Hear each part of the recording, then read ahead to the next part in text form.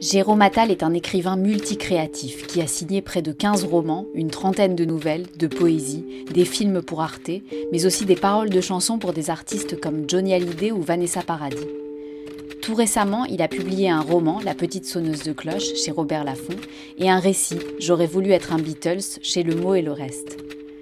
À l'école Les Mots, son prochain atelier s'appellera Chansons dans l'air du temps, pour apprendre à saisir la poésie intemporelle du quotidien.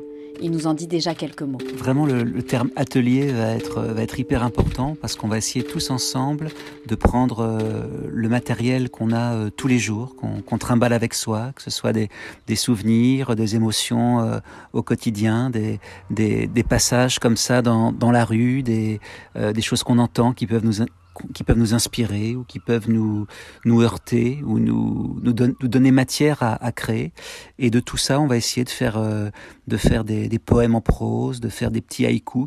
Et puis, on va essayer de partir du plus petit texte possible vers la nouvelle. Voilà, donc ça va être à la fois un atelier, un voyage, une traversée. J'espère qu'on va beaucoup s'amuser et qu'on va surtout être ravis, que le ravissement va être important, qu'on va être ravis de nos trouvailles les uns les autres au cours de cet atelier. Il y a une phrase de Gilles Deleuze, moi, sur l'écriture que j'adore. Il dit qu'on a envie d'écrire ou plus généralement de créer, par exemple de faire de la musique ou de la peinture. On a envie d'intervenir de manière créative quand il y a une différence ou une distance entre ce qu'on est soi profondément et ce que la vie nous donne ou nous offre. C'est-à-dire que quand on voit quelque chose qui nous blesse, qui nous heurte, qui vraiment vient créer une fissure avec notre manière d'être et de penser, eh ben on a envie d'intervenir par la création, soit pour réparer, soit pour guérir, soit pour essayer de rétablir un peu ce désordre qui nous paraît trop grand ou trop violent.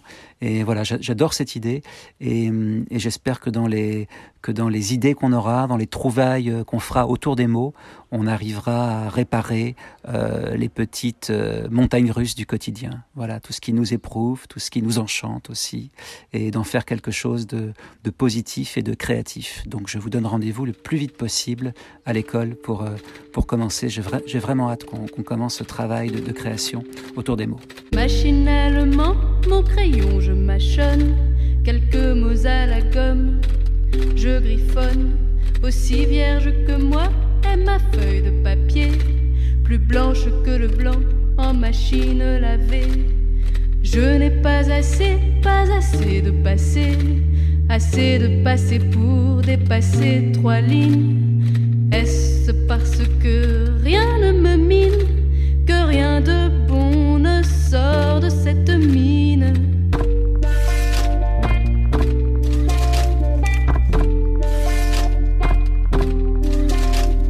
Je ne fais que foutre au feutre indélébile sur une feuille une foule d'idées débiles.